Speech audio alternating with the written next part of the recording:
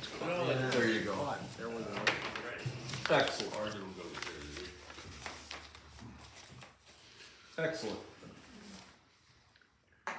Way back when, ancient memory serves, we did a thing called Staff Appreciation Sunday. We had a little cake and we recognized folks on staff. But there was one fellow who was really not part of paid staff, but is still part of staff. And Father Bill said some nice things. I don't know, do you still want to say nice things about him? Or? I'm racking my brain to think about all the nice things that I said. No. Mike plays every Saturday and takes over for the summer and chooses the music and plays on both Saturday and Sunday. And what I said at Staff Appreciation was that music people are notoriously difficult to deal with. Except in the case of St. Michael's, where we have two of the nicest music people in Mike and Eric. And we are very, very grateful to Mike for sharing his gifts with us. And music is such an important part of our worship and our coming together. I'm just really grateful to him for all that he gives to St. Michael's and Thank you, Bill. and helping to lead our worship. When you did "I, the Lord, the Sea and Sky," I started crying. It was so beautiful. Thank you. Yeah, that was well done. I love that song. Well, I think most of us know Mike. Herb and Mike now know it. They've known each other for, what, 3, 4, 5 minutes now? Maybe 6. Okay, all right, good. Anyway, we're fortunate to have Mike with us today. And tell us about the experience living in Colombia. And before we get into that, maybe he'll give us a little bit about his background. You know, Mike was, I'm told, that he was considering going into becoming a professional musician. But someone reminded him or told him that even really good musicians sometimes don't have a regular paycheck. Yeah. But scientists or chemists usually do have a regular paycheck. So that, I think, Mike changed, I wouldn't say changed Mike, but influenced his decision. So if I got that wrong, Mike, please correct me. No, you got it absolutely right. Over to you.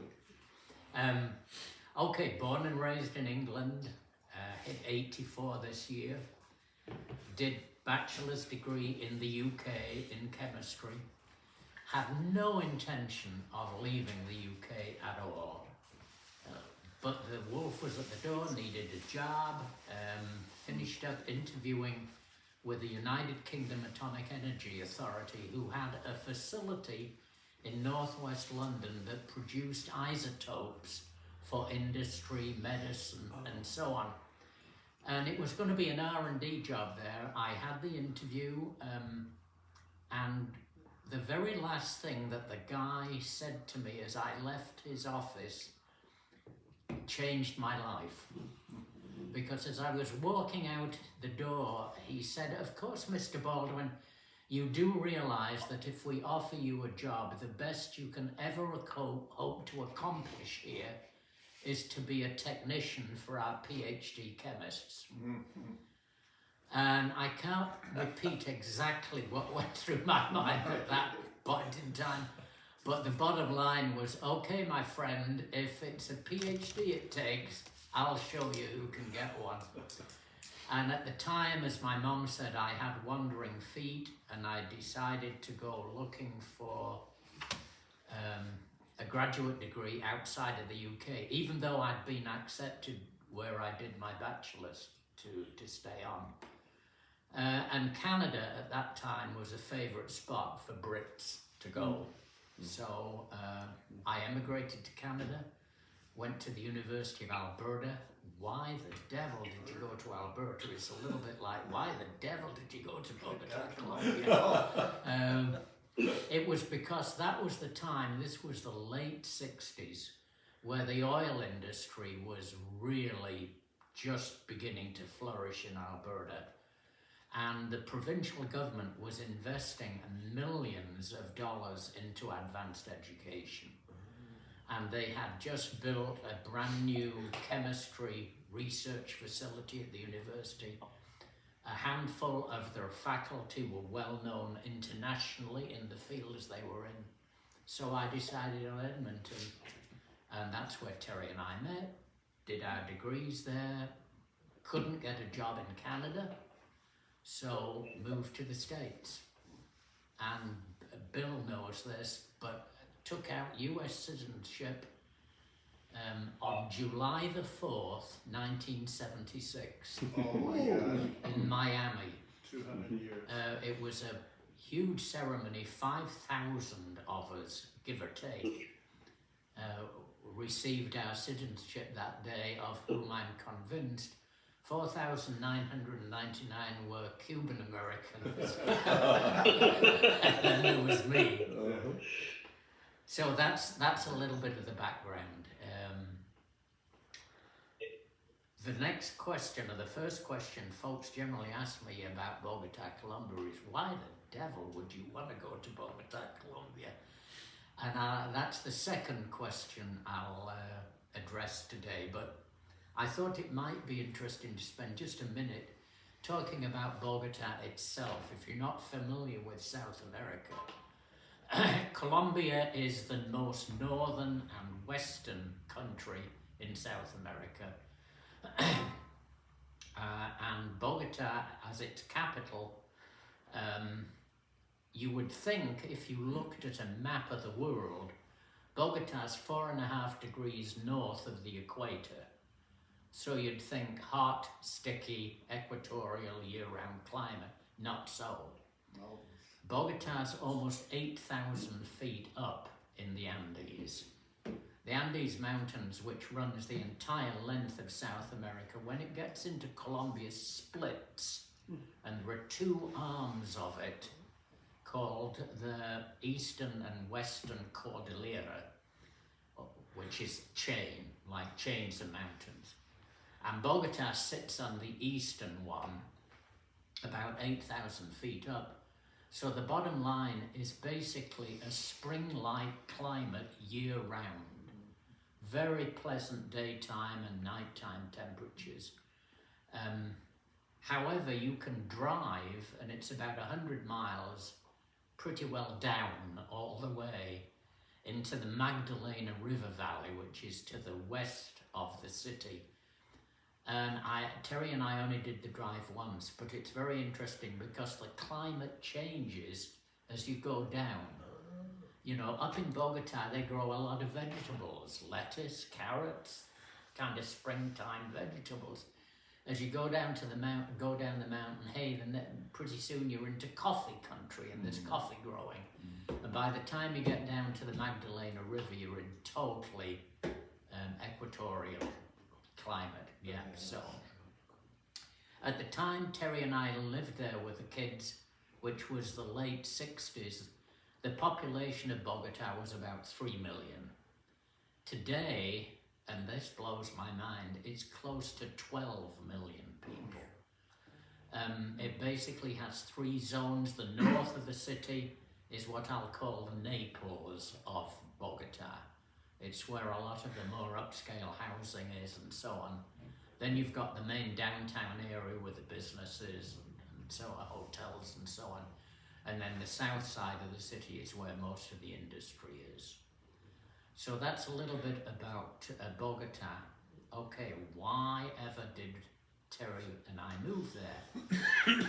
When I came out of grad school and was looking for a job, I accepted one with Dow Chemical, because I was a chemist by training, in Midland, Michigan, in research and development. And worked in the lab doing process research for the company for about 5 years, and then took a move into customer technical support, a customer technical support lab in Midland. At that time, Dow Chemical was organized strictly geographically from a management perspective. So there was Dow USA, Dow Canada, Dow Europe, Dow Asia, and Dow Latin America, which was headquartered in Miami. And I was offered a job with Dow Latin America, an R&D job, in Miami in February of 1975, and that's when Terry and the kids and I moved to Miami. Dow Latin America had an R&D organization, but they really didn't do new product or new process research. Most of it was customer technical support. So they had labs that could basically duplicate a lot of the things that customers did with Dow products. Back at that time,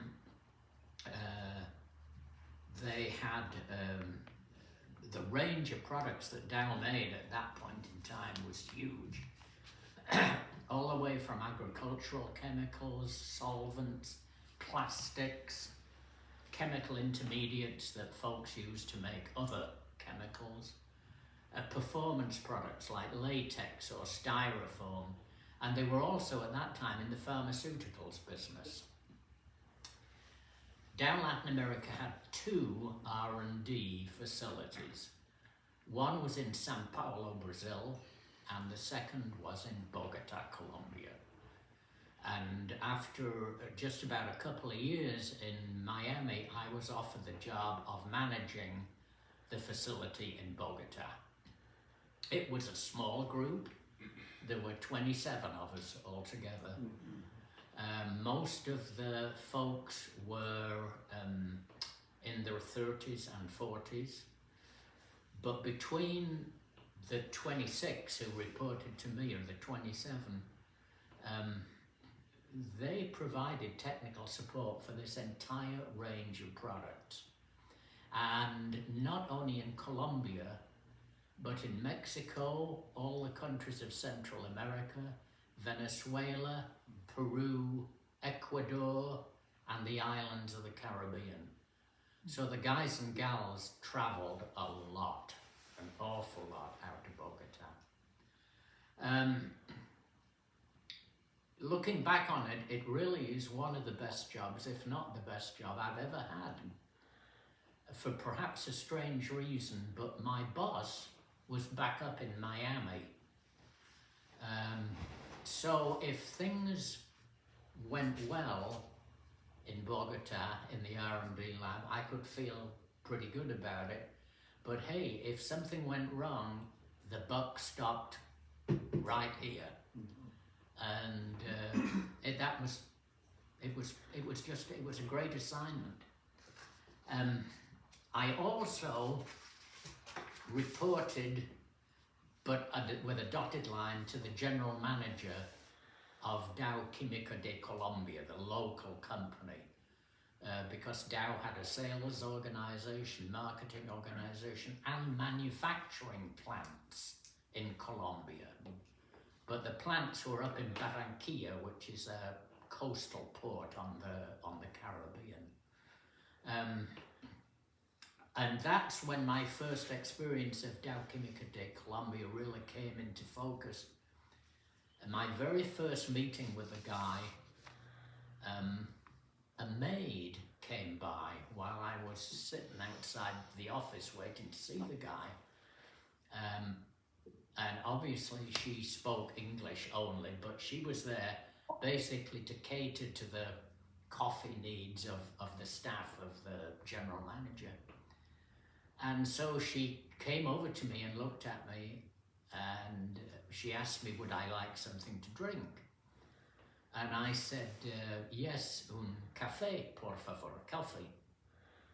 And she looked at me and she said, ah, señor, un tinto. And I'm sitting there thinking, with at that time my limited Spanish, tinto. The only tinto I knew was vino tinto, which is red wine. So I'm thinking, boy, this is a pretty swinging organization if they're drinking red wine at 8 in the morning. So I said, no gracias, señorita, pero un café, por favor. And so she gave me that look and disappeared, and she came back about 5 minutes later with a cup of coffee and sat it down in front of me. She said, su tinto, señor, your coffee. That's when I started to learn that not only in Colombia, but throughout South America, just as between England and the States, there are words that have totally different meanings from country to country. And some of them I found later during my time there can be very dangerous because they're very vulgar words in one country where they're not at all in another. But the other thing that happened is the general manager told me when I met with him, I was the only American on the staff, or frankly working for Dow Colombia at that time. 838, 183. 838, 133. Sorry? What did he? I missed that. So did I. Okay. I went into his office and he said in English, Mike, now don't worry. This is an American company. We're multinational, but I hold all of my staff meetings in English. And I'm sitting there thinking, boy, thank heavens for that, And so I went to the first staff meeting, God bless the man. The meeting started in English, everybody spoke English, until the first contentious subject hit the table. And all of a sudden, the odd Spanish phrase would creep its way in. And pretty soon, the entire meeting was in Spanish. And it was one of those things, hey, you either learn it or you ain't gonna be a member of the team. So we lived in a very pleasant upscale home on the north side of Bogota, which belonged to another manager in Dow Colombia who was on assignment in Mexico. And when we moved there, we were expecting to be there for 3 to 5 years. The company relocated much of our furniture to Bogota, which is a lot more difficult than it sounds because they had to ship across the Gulf and Caribbean by water and then by truck up through the mountains to Bogota. The furniture arrived on horse-drawn carts to our house. But hey, it was all intact, so no problem. We were very fortunate there in that we made some just great friendships, several of which exist to this day, with neighbours, as well as with folks in the lab that I was working in.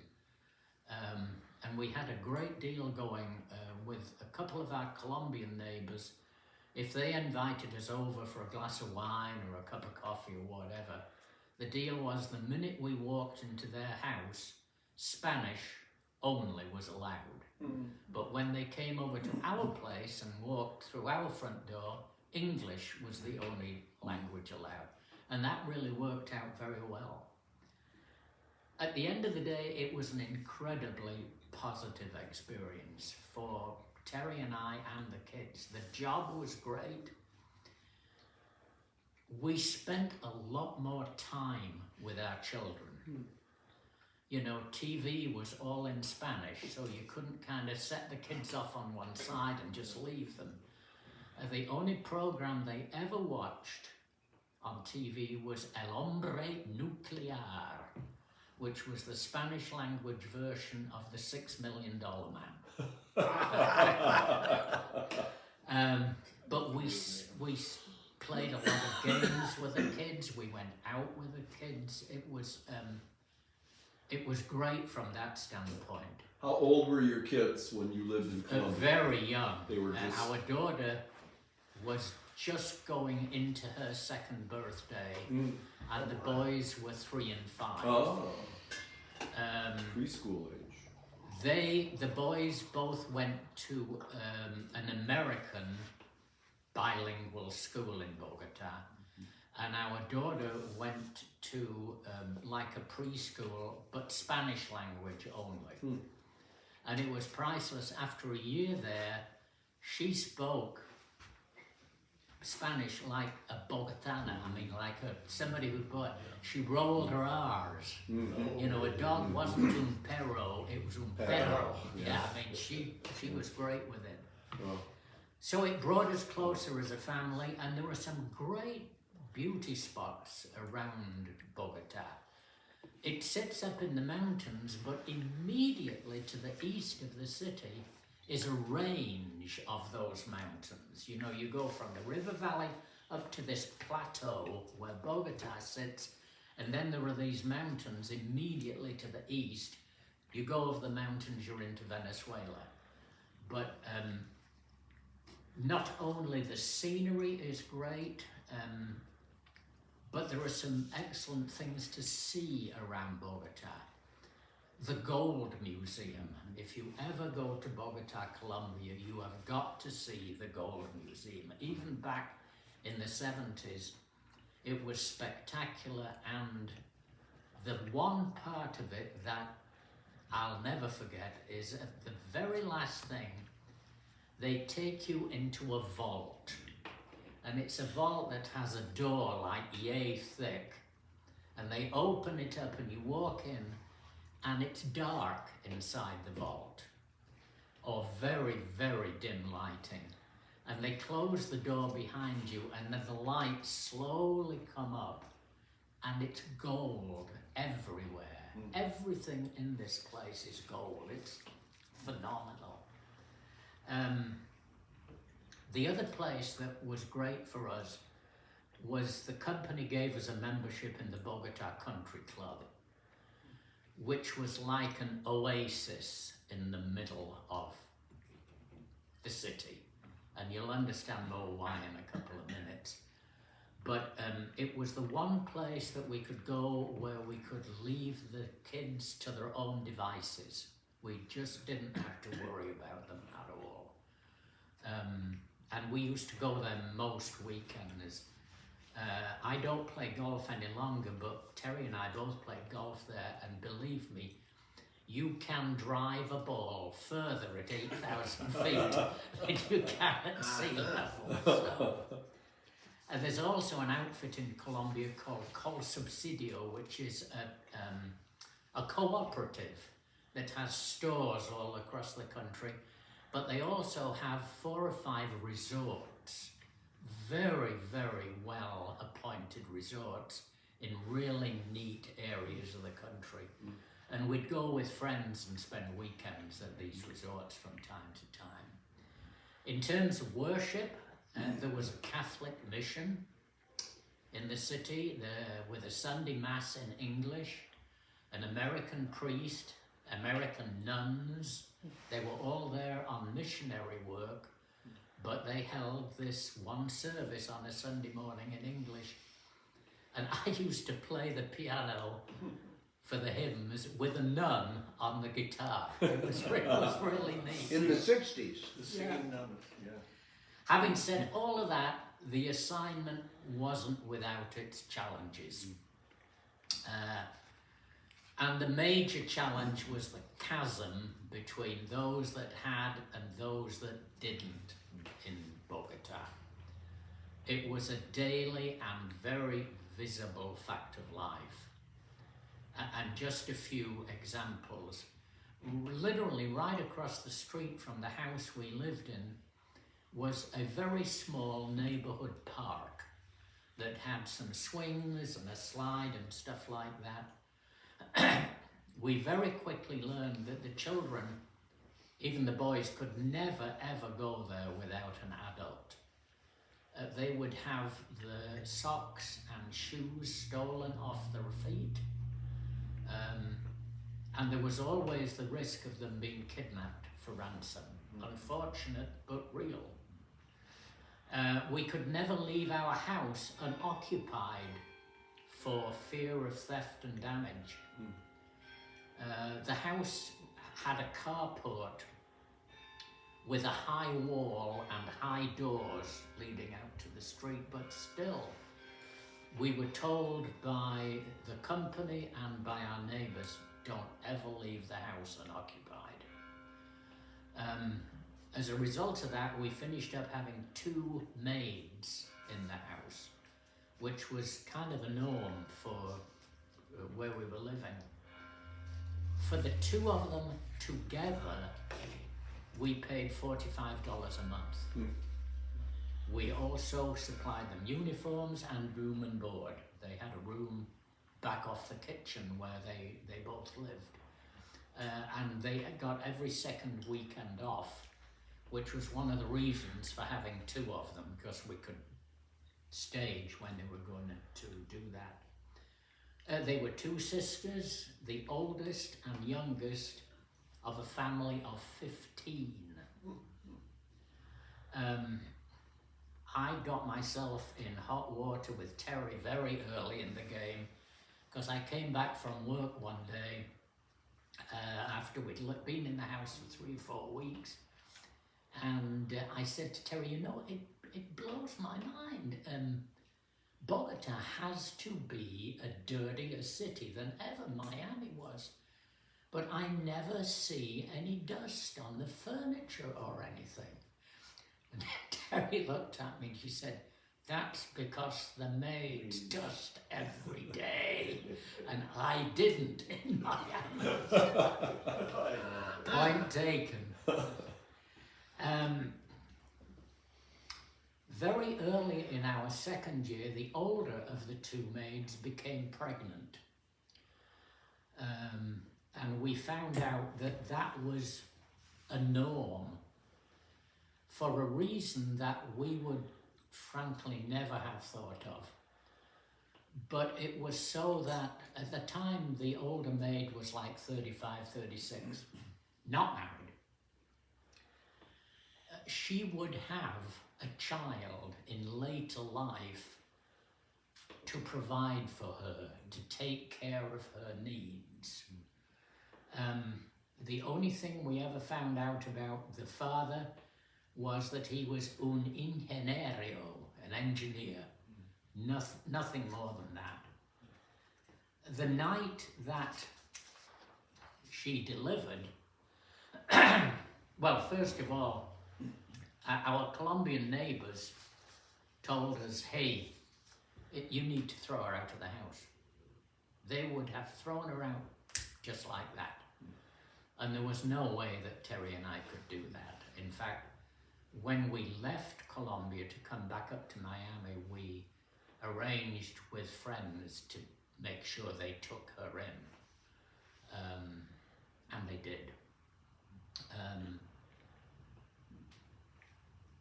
The day that, the night of the birth, a knock came on our bedroom door at about 2 o'clock in the morning, and it was the younger of the two maids, and she said, Irene, the older one, Irene's not feeling well. So Terry got up and said, I'll go and see what's happening. And she came back a few minutes later and she said, Irene's not feeling well about every 3 minutes. So at 2 o'clock in the morning, getting a cab, doing anything like that to get Irene to, she'd arranged to go to a clinic to have the baby.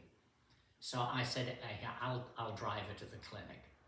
So I got the two sisters into the car and we started going. First thing I noticed, almost no gas. I'm almost out of gas. And there's nowhere in Bogota at 2 o'clock in the morning to buy gas. Second thing is, I had no idea where this clinic was. So I'm having to ask Irene, you know, do I turn here? Do I go straight on? Well, it seemed that every time I asked her, she was having a pain. So I'd ask, and all I'd hear from the other side of the car was kind of, oh, you know, so.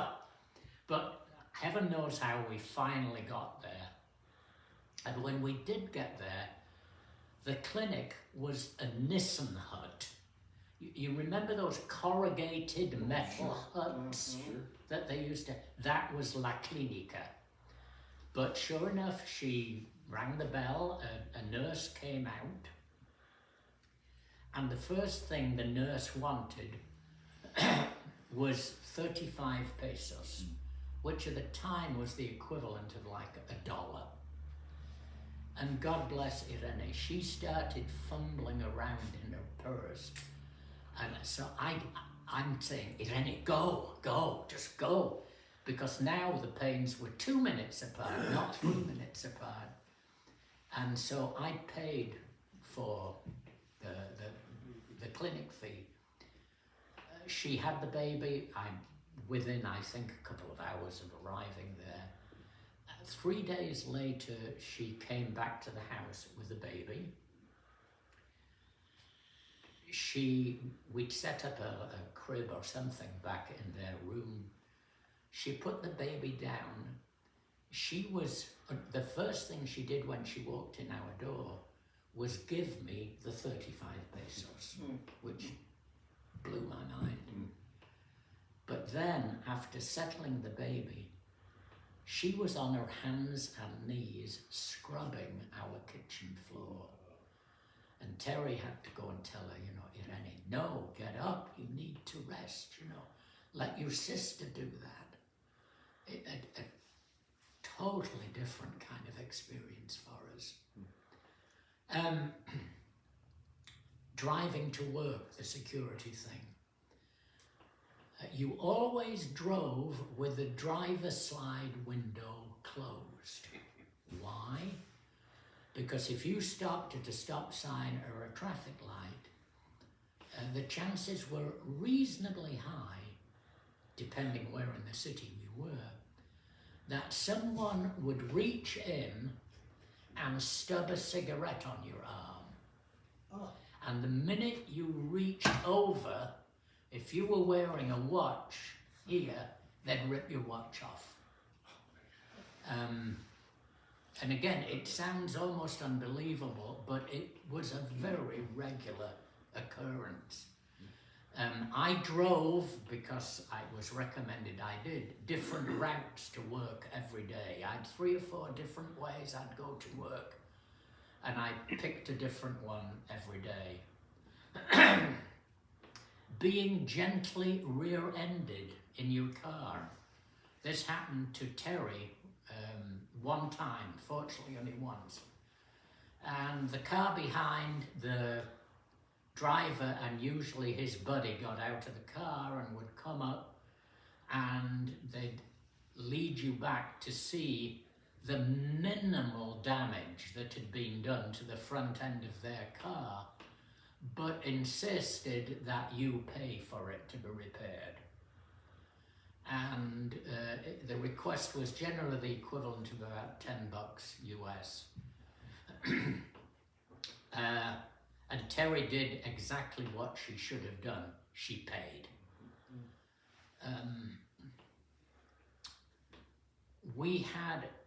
We could have had a guard at the house, but we elected not to because of the carport area. You couldn't see what was happening at the house. And having a guard out on the street, in front of the house didn't strike us as a good idea. But one particular business trip that I had back to Miami, the M19, which was the predominant terrorist group in Colombia at that time, was having a period of activity. And so it was suggested that while I was gone, we get a guard. And the guard was through Wackenhut, which is an international security and safety organization. So I left, and a couple of days after I had gone, Terry called me, and she couldn't believe what had happened, but the guards worked 12-hour shifts, 7 to 7. And the morning guard was coming over to our place on the bus in his uniform and got robbed. So he arrived at the house and didn't have a nickel to his name. And what alerted Terry was she heard this commotion going on outside our front door, and she looked at the two.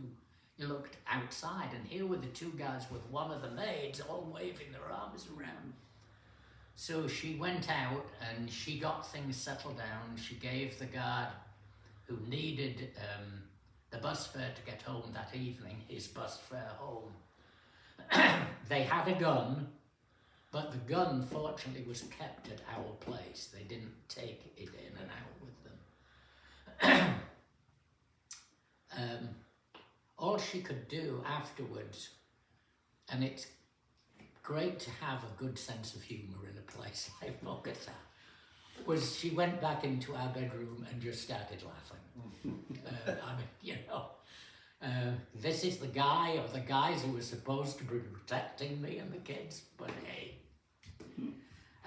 Couple of other anecdotal stories. Terry's mom, God bless her, visited during our second year there. And she developed Montezuma's Revenge one weekend. I mean, big time. And over the weekend, it was impossible to get a physician. But I had a doctor worked for me, the guy who did the field trials of new Dow drugs in Colombia. And he became a very good personal friend. So I called him up and he came over. But he had been the one guy on my staff who, God bless him, tried so hard but just could not master English. So all the conversations with him were in Spanish. So he comes over and here's my mother-in-law, and I'm having to ask her, he's asking me questions, and I'm translating them. And let's just say, in my wildest dreams, I never anticipated having to ask my mother-in-law some of those questions. Well, fortunately, she took it in a very positive sense. I talked briefly about gold. I needed some fillings in my teeth while I was down there. And I figured, boy, if there's any place to get it, Colombia's the place, because gold was cheaper there. And there was a dentist, lived 4 or 5 houses down the street from Terry and I, and practiced out of his home. So I made an appointment, went to see him. He did the drilling necessary, made impressions, you know. And it was the day for me to go back and get the actual gold fillings put in. And you know how dentists always have that little round table where they put their tools? Mm-hmm. Well, this particular visit, he had a few tools there, but he also had a miniature TV set. And it was during the World Series. And he was watching one of the games on the TV. So he sat me down and he started work. And he got the first gold filling in tweezers and he's about to put it in and somebody scores on TV and he kind of went, oh, you know. Well, the gold filling went, no, down here. So he was incredibly embarrassed and I looked at him and he only spoke Spanish, but I said, it's gone, my friend, it's gone, and I'm not going looking for it. My boss in Colombia, the general manager, had recommended this guy. And when he found out what had happened, he wanted the guy absolutely thrown off the approved list, the whole bit. But it all worked out just fine, so. Couple of final stories. We needed, every time we left the country with our kids, we needed to get an official permit from the government to take our own children out of the country. We could take our dog out of the country with no problem at all, but the kids, we needed a permit. And because the employees, particularly of the R&D facility, traveled so much, we had a guy from the travel agent that we used whose job was to work with the government and get all the necessary paperwork that we ever needed for trips. And frankly, I never ever looked at the paperwork. He'd bring it, I'd say thank you, that was it, you know, and we'd just show it when we're leaving. And for whatever reason, that particular time, I happened to look at it. And it expired the day before we were due to leave. And this was on a Friday afternoon when I found out about this. And there was no way that I could get a hold of this dude. So I told Terry, hey, I'm going to have to go over to it was called DAS, the Departamento, it was the Department of Safety and Security of the government. And they had an office in downtown Bogota. I went there on a Saturday morning. It was open. It was a zoo. I mean, you know, there was a line of like ticket windows where you lined up to see people, and then there was this throb of people waiting for stuff.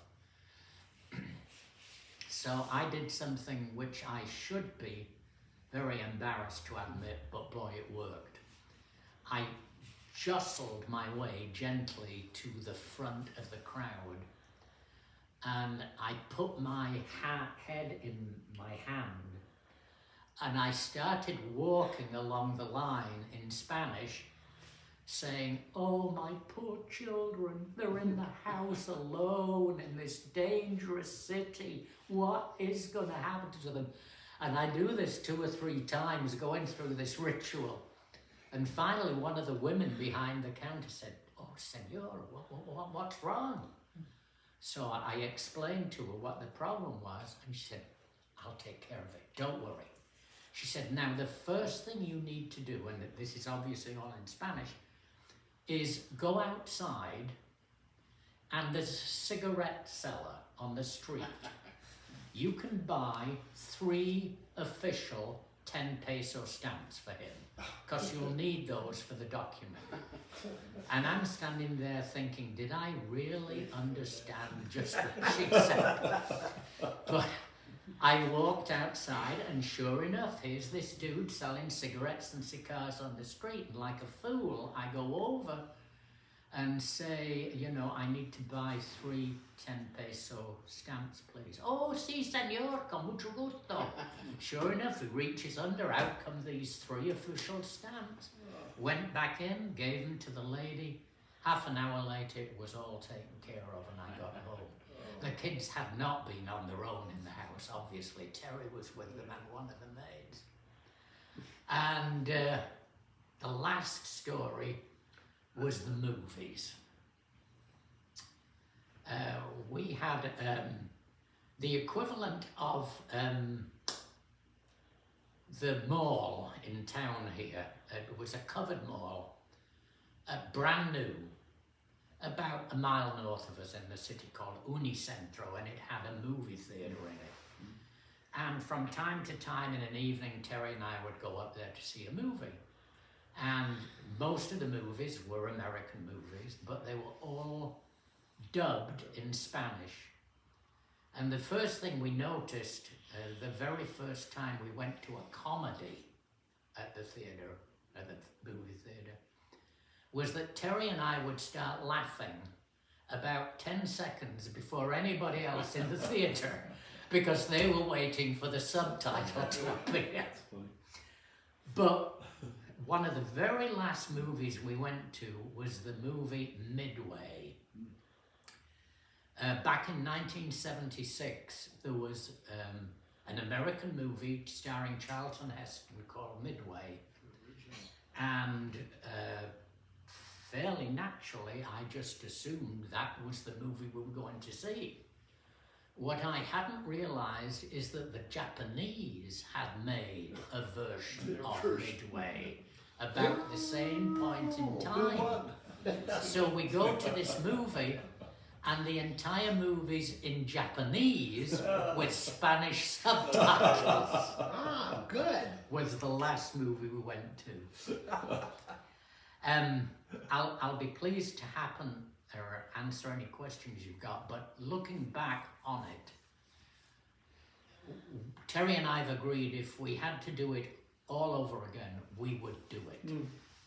Overall, it was an incredibly positive experience. The 3 to 5 years actually finished up being a year and 10 months because a promotional opportunity opened up back in Miami and I was offered it, and so we moved back up there. But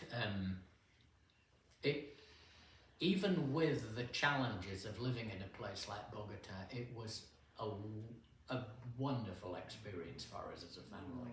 So, any questions? Tell me about the language thing. You said you had to learn the language, Yes. obviously. In a year.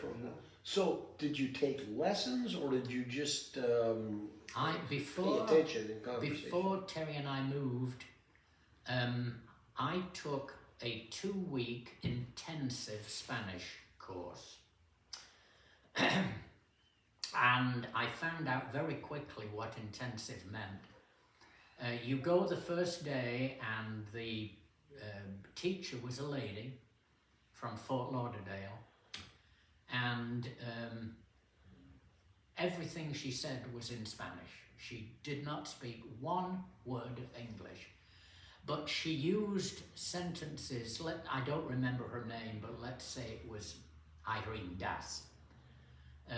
She'd walk in, she'd shake your hand and she'd say, "Me llamo Irene Das. ¿Cómo se llama?" So after a couple of times you figured out, okay, she's telling me her name, she wants to know what's your name. And she said me llamo, so it must be, I say, me llamo Mike Baldwin. And the entire class was like that. I think it was a 2-hour class. And the next day I went back and there were 2 of them, teachers, in the room. And again, both of them only in Spanish. And by the end of the second day, I was totally pooped out. But the next day I went back and there were still only 2 of them. And they told me in English, it was the only English they spoke, that adults have an inborn resistance to learning another language. That children, particularly very young children, it's just like that. But adults have this inborn resistance. And so what they try to do is create a greater and greater pressure system on you, so that finally something up there kind of snaps and says, oh, to hell with this, fine, that's what we're going to do, that's what we're going to do. And then you really start listening, and then you really start picking things up. So I did 2 weeks of that. Terry had classes at home, not intensive, but it was really priceless. When we moved down there, I could give a talk in Spanish about the technical properties of a Dow product, but you asked me to go to the supermarket and order a carrot, and I'd have no idea what a carrot was.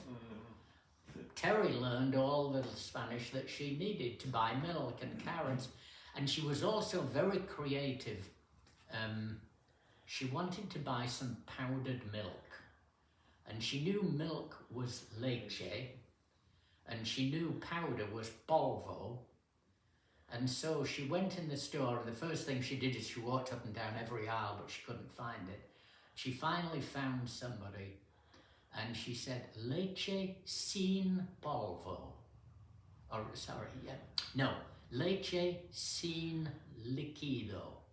Milk without liquid. And the guy said, leche en polvo, senora. And sure enough, along. And then she wanted birthday candles. It was one of the kids' birthdays. In fact, it was Sunday's. and she knew that a candle was un vela, Las Velas candles, but she didn't know what birthday was.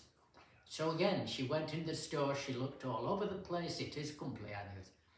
And so finally she found, again, a clerk and said, Velas. And the guy or the girl said immediately, señora, sí, velas, una vela de cumpleaños. Yeah, sure enough. So, any questions? Other questions? I went to the Mercado in Guatemala once and bought a CD of Titanic a week before it came out in the United States. Yeah, and the only problem with it is people kept walking in front of the screens. Right, right. They're all pirated. Yeah. Is Bogota still crime-ridden? I'm sorry. Is Bogota still crime-ridden as it was when you were there? It's a little more controlled than it was back then. That's my understanding. But yes, I'm sure some of the same problems still exist. Probably And with a because- population of 12 million now, Oh, if anything, I would guess they are that'd be worse. more severe for the American or non-South American natives that live there. Poverty begets crime. One last very quick story. One of our very good American friends there worked for Exxon. And he and I used to be very competitive. And we were over at their house one night and they had a pool table. And so I didn't play pool at all. He was, I can do this, I can shoot this and that and the other. So, right out of the blue, like an absolute fool, I said, let me tell you something. I said, I'll shoot this ball here into that bucket over there behind my back. I'd never even held a pool behind my back before. Would you believe it? The ball went in. He never forgave me for that. He also didn't bet with you on the next shot. Right. Any questions?